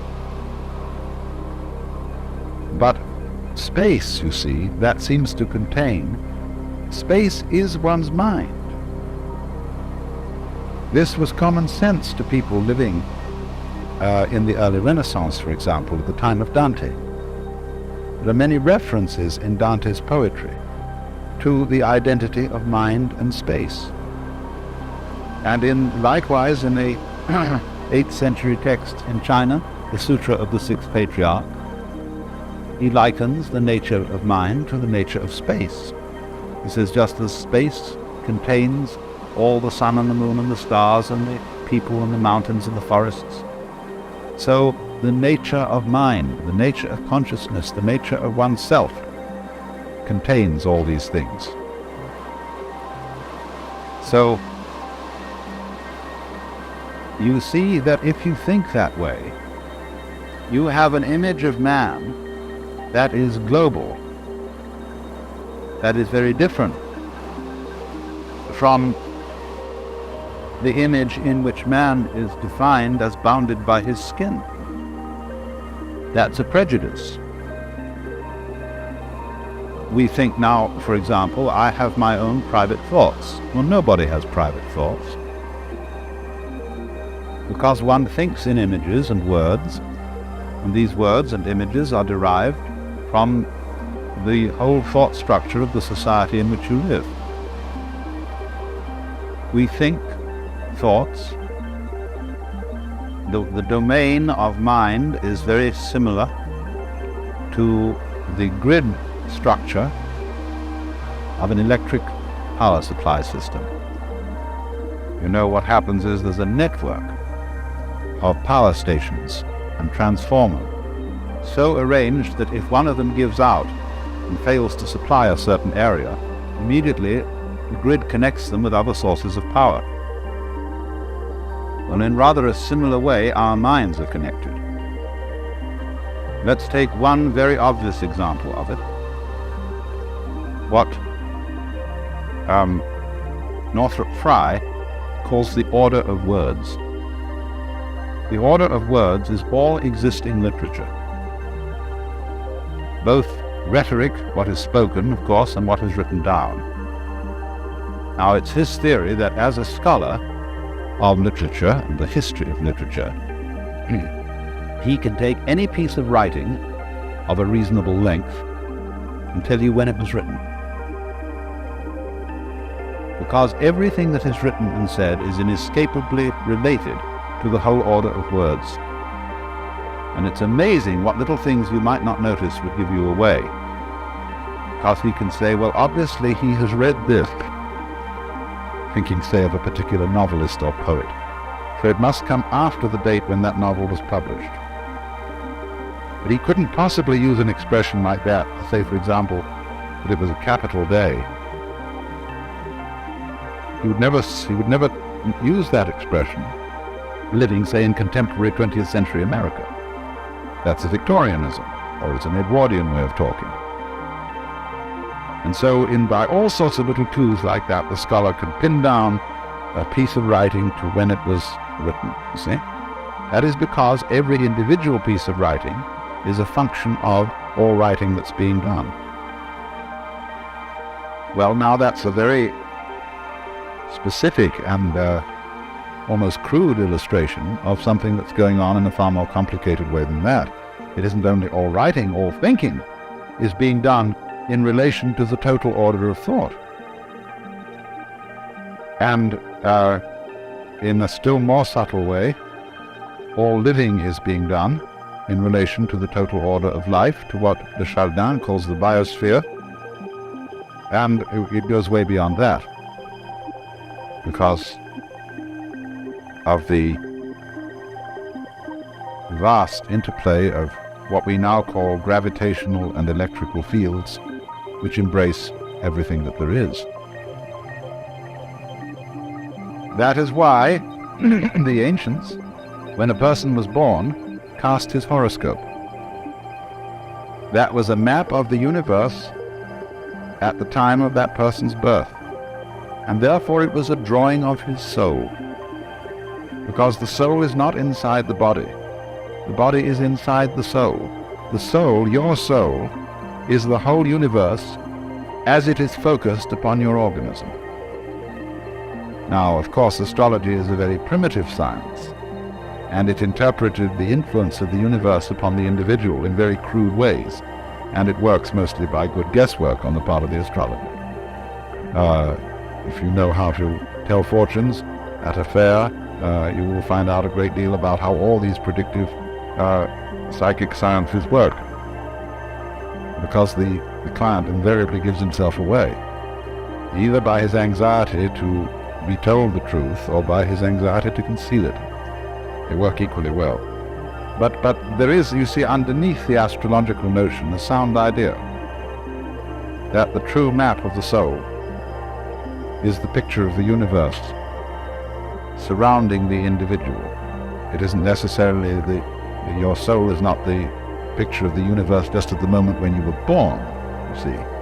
It goes along all the time you live, because the whole thing expresses itself through you. And therefore, in that sense, the map of the stars, the horoscope, etc., was an image of man in just the same way as we regard a picture of the human body as an image of man. And it's an image from a different point of view. It's a bigger image.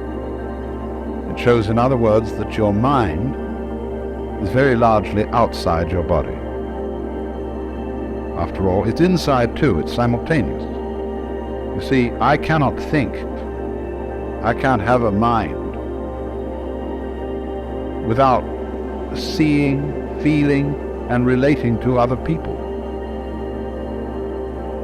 Without all the social institutions, not only language, but the laws, the customs, the gestures, the rituals by which we relate to each other. All those things compose the mind. For the mind is a huge network of relationships and interconnections at a high level of sensitivity. Mind and matter are, of course, polar. They go together. They're two ways of thinking about the same thing, or shall we say two dimensions of the same thing, just like length and breadth, or just, shall we say, like shape and color. See, nobody ever saw a shape that wasn't colored. Nobody ever saw a color that wasn't shaped. And yet we can see there's a very clear difference between color and shape. But they always go together, they're always found together. Well, it's the same sort of relationship between mind and matter. And the difficulty that people have in trying to reduce one to the other and saying, well, the world is only material, or saying, on the other hand, that it's only mental, is the same difference you would have in trying to reduce all shapes to colors or all colors to shapes. Shape and color are made for each other, like a marriage made in heaven. They go together so perfectly and yet stay so marvelously different. That's why the Buddhists say, difference is identity. Identity is difference. It sounds goofy, but it makes a great deal of sense, because what it's saying is a relational thing, that you don't know what identity is unless you know what difference is, and you don't know what difference is unless you know what identity is. That relationship between so-called opposites is called in the Chinese technical Taoist vocabulary mutual arising. So they say to be and not to be arise mutually. High and low are mutually posited. Long and short are mutually delineated, and so on.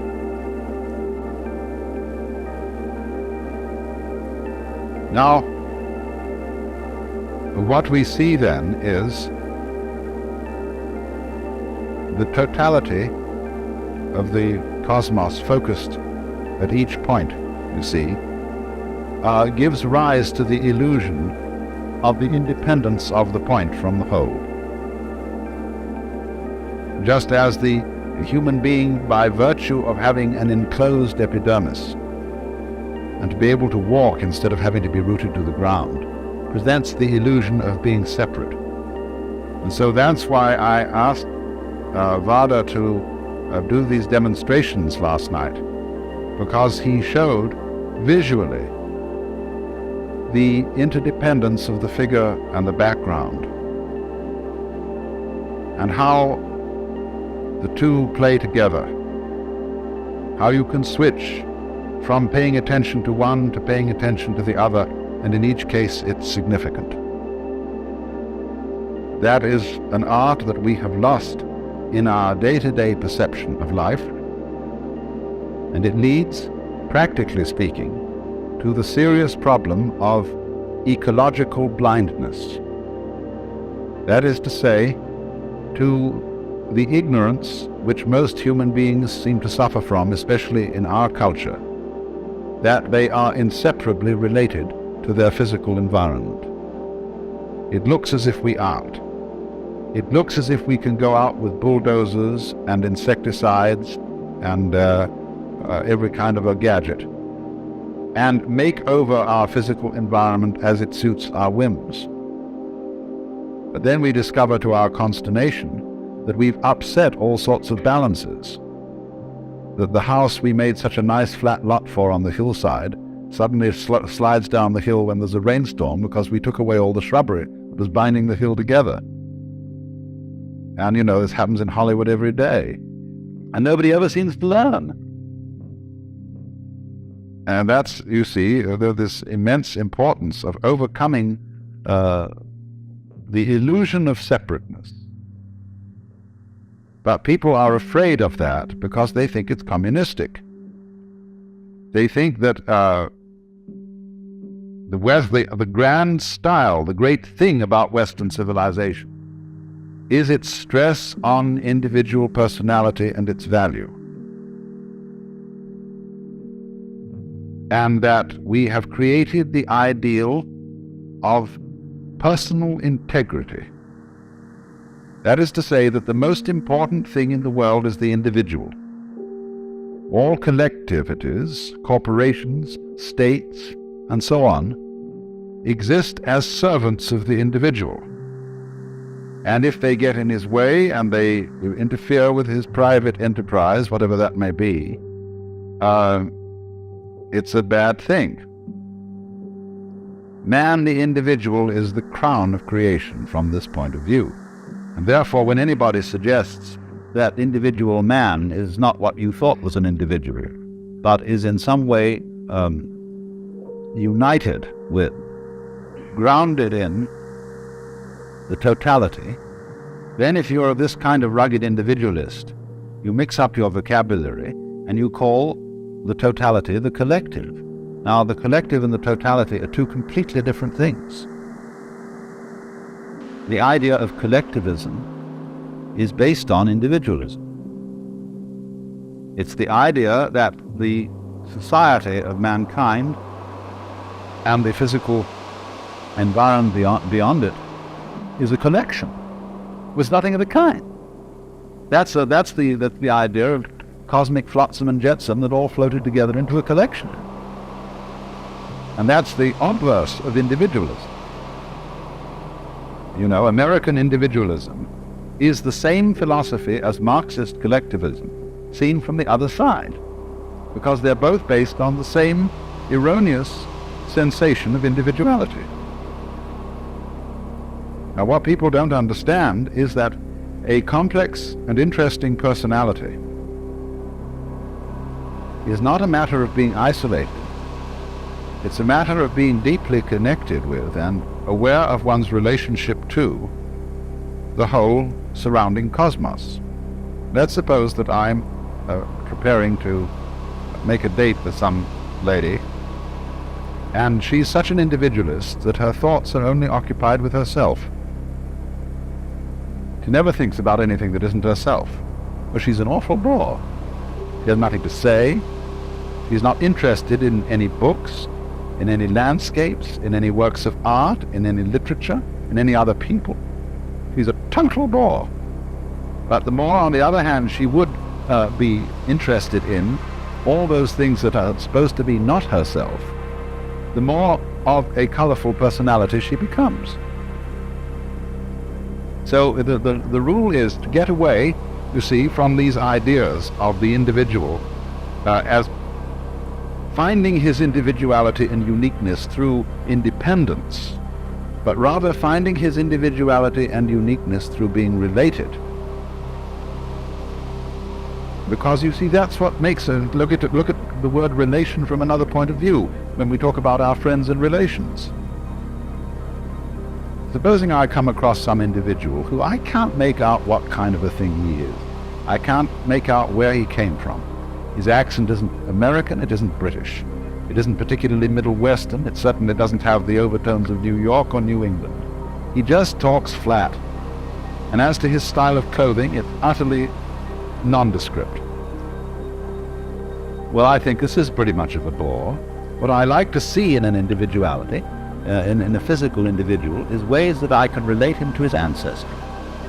He has this little subtle accent, or this mannerism, or this eccentricity, or whatever it is that connects him with a great background, you see? But it's his connection with his background that makes him so significant. If I can't see that connection, he becomes uninteresting. So, there is no thought in this approach to devalue the individual. What really does devalue the individual is any kind of religious or political philosophy that overstresses his isolation.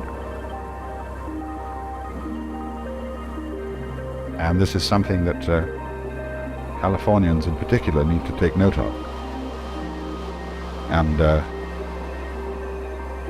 because many people feel, you see, that the development of technology and of centralized government is a direct threat to the value of personality.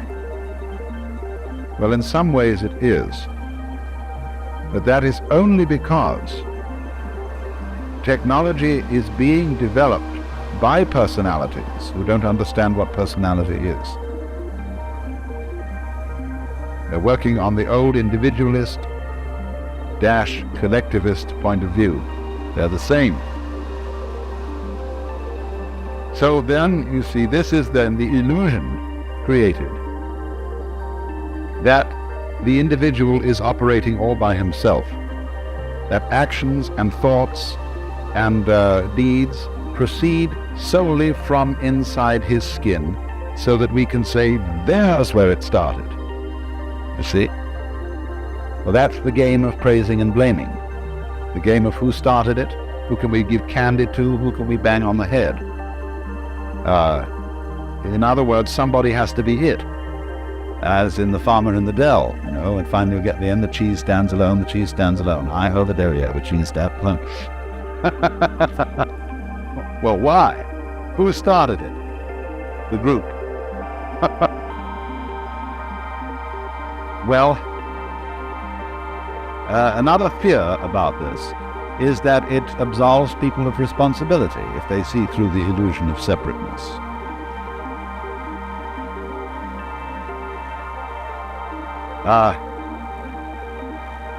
The truth of the matter is, actually, that no philosophy of history has really succeeded in making anybody more or less responsible.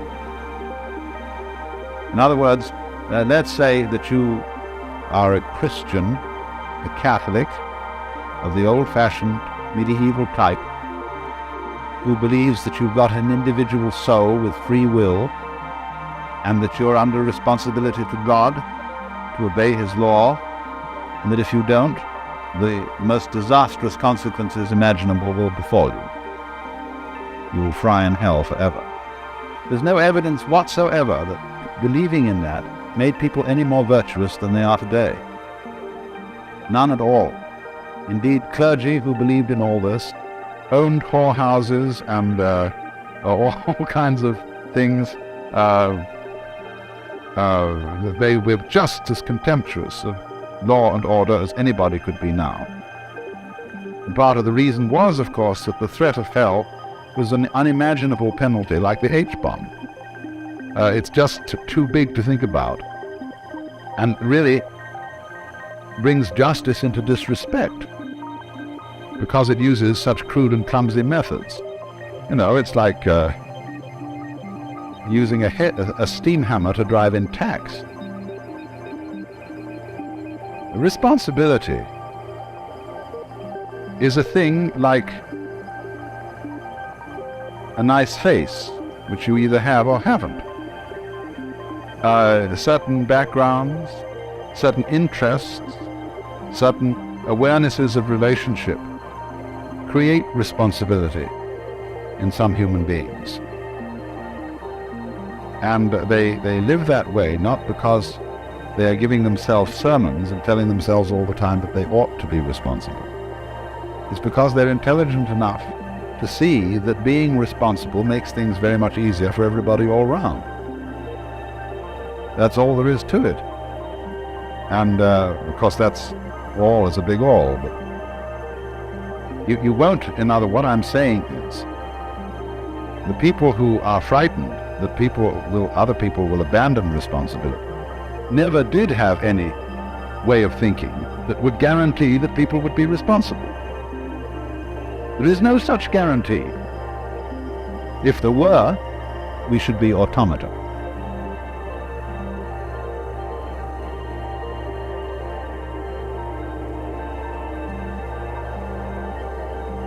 Now I want to switch to another aspect of illusion. The quickness of the hand deceives the eye. And that is, of course, the great illusion of what we call matter. Density, impenetrability, opacity. I find it hard to talk about the illusion of matter because I'm a materialist. That is to say, I like material. And though I may seem to you to be quite self-contradictory. For example, a wine should have body. Pure alcohol doesn't. And it's terribly important in human character for there to be a blend of materialism and mysticism, between sensuality and spirituality. You see, people who are purely sensuous and materialistic get very boring. You can fill your lives with all good things,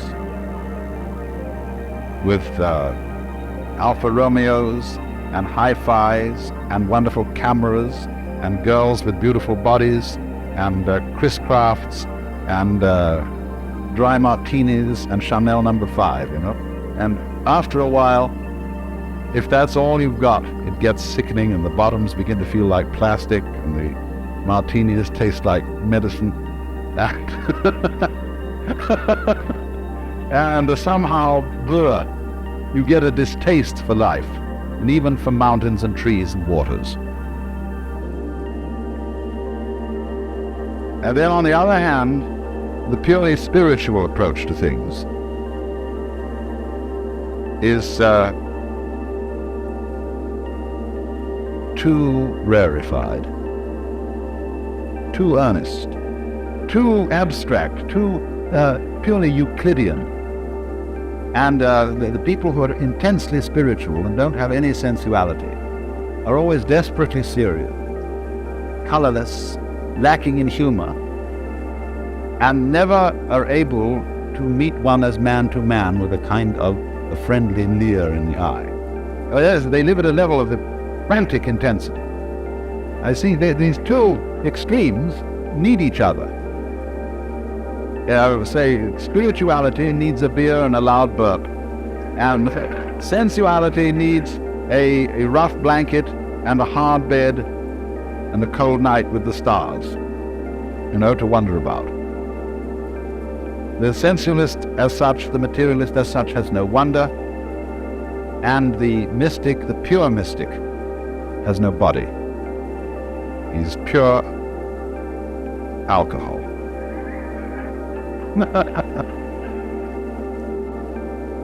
So, if then one should say that material is an illusion, this seems to be selling out to the spirit people and to the mystics. And so Christian scientists are, generally speaking, as personalities, totally lacking in materialism. And they're prissy and lacking in color, and their churches are very, very disagreeable. They're all reading desks, and they're too bookish, and they have no ritual, no ceremonies, no verve, you see? It's all cerebral. And likewise,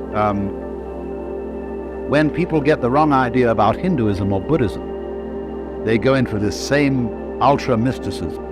They start disbelieving in all material pleasures as crutches. And it's very bad to have crutches, you see. You shouldn't take aspirin when you've got a headache. You shouldn't wear glasses. You shouldn't show dependence on anything. You mustn't like your food too much, because that's becoming gluttonous. So you eat very plain food, which is not spiced, and you eat it out of a sense of duty. That is, to keep the body functioning. You drink only water because other drinks might cause certain dependencies and give you too much pleasure. And because the idea is, you see, you've got to control your mind and keep it absolutely calm and still so that you are not dependent on matter. And that's altogether the wrong approach because, it is a game you can play. It is one of these possible things. You can play the Jehovah's Witness game. You can play the three-seed in the Spirit Baptist game. All these are various things which you could play, just as you can take up a hobby for bridge or fishing or something like that. But what happens is, you see, that the notion that the material world is an illusion is turned into a judgment of value. If it's an illusion, therefore it's bad. I ought not to be under this illusion.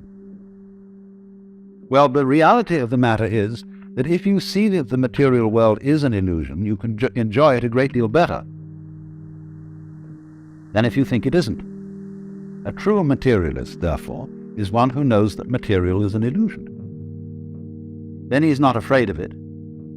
Then he can enter into the dance of material with real zest. Because you see, if you're a false and a fake materialist, what's happened? You borrowed money to buy yourself a Cadillac, an impressive house, ranch style with a picture window and a patio and a swimming pool, and you've bought a lot of stock, and you somehow wangled the money and borrowed it, and you keep lying awake nights wondering if you're going to make the payments. Well, there's no point in that at all. How can you possibly enjoy all this jazz? That's the kind of jazz you want to enjoy. If you've got to worry about whether you pay for it or not. And you get hopelessly involved, you get commitments here, commitments there, and finally you have a nervous breakdown and shoot yourself. The only way to enjoy material is to disbelieve in it, just as one can disbelieve in money. You can have zest for it, you see?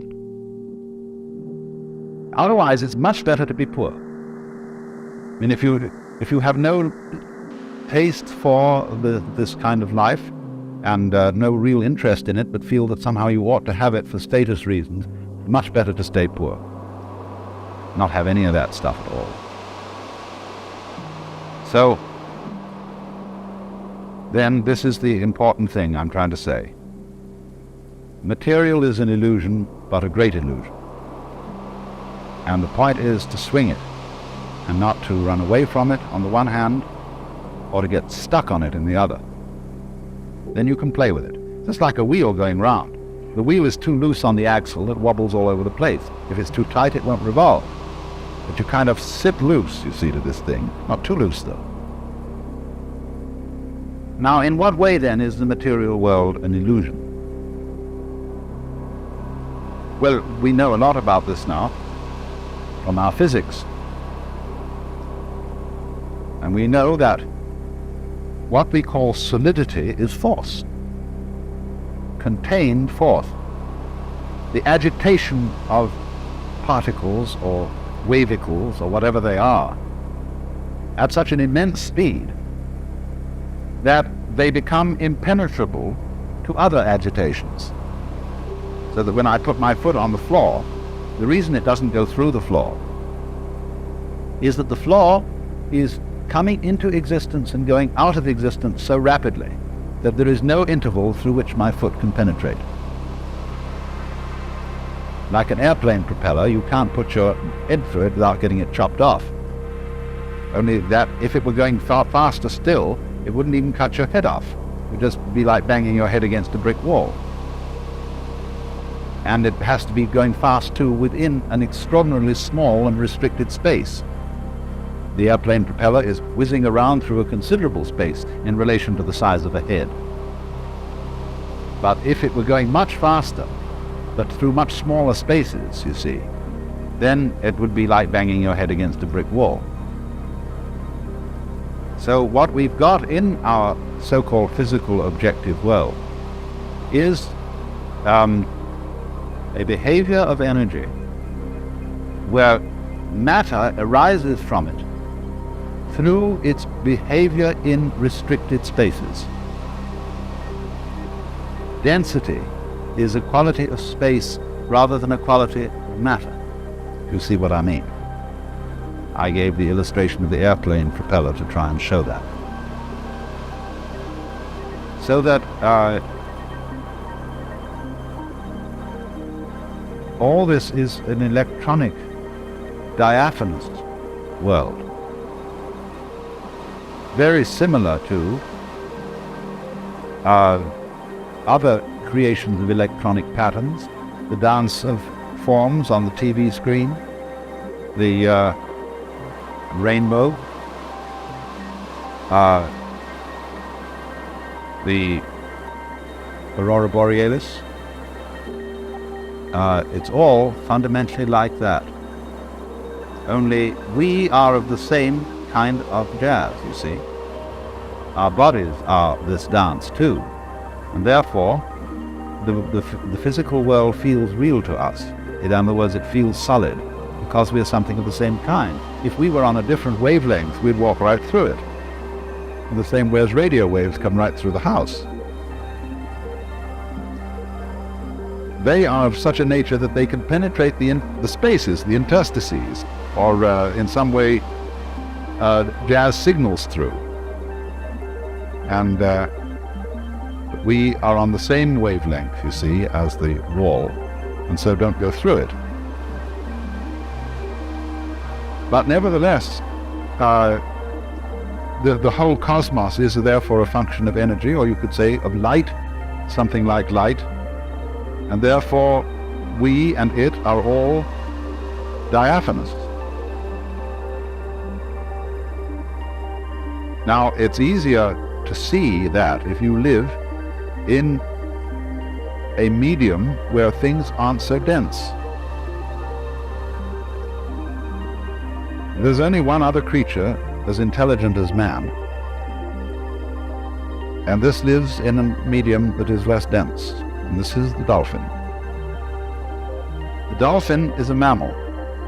Many millions of years ago, it seems that dolphins were living on the land. But they are very clever. And they decided that the land was no place to live, because getting food was difficult, and you had to lug yourself around, and there were many, many bad shows about the land. It had very curious changes of temperature. It became unspeakably cold and unspeakably hot, and you had, in fact, to work. Well, no sensible person ever works. I never work, I get paid for playing.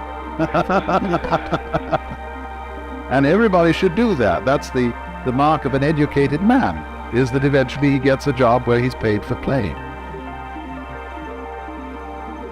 And a worker, or a proletarian, isn't necessarily a poor man. There are lots of poor, a poor man like, say Selig Morgenrath or Eric Barker around here, they're not proletarians. Proletarian is a person who is fettered to the process of work. That is to say, to doing chores every day that he really doesn't like and that aren't in the least interesting in order to go on living. So the dolphins decided this is ridiculous, this land existence, and they went back to the water. And it's pretty easy to fish, you see. There are plenty of fish in the water and things to eat. Because we know the ocean is the greatest food supply in the world. And when they'd eaten a few fish or whatever they need, they decided just to have a ball. So the dolphin can get abreast of a ship, get one of the wakes coming out on the side, can set its tail at an angle of 26 degrees, and be pushed along by the ship.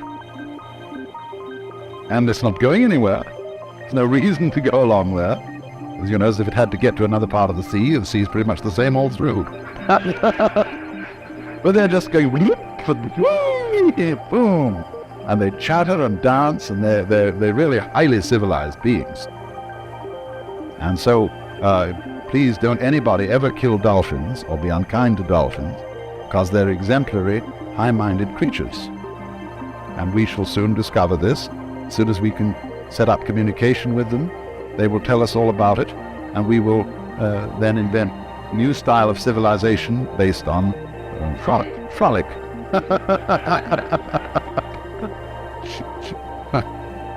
But you see, they dance in the mode of water. Now, human beings, as Toynbee has pointed out, as their civilization progresses, they begin to lose their roots. And they are less and less tied to the land. They go into the air.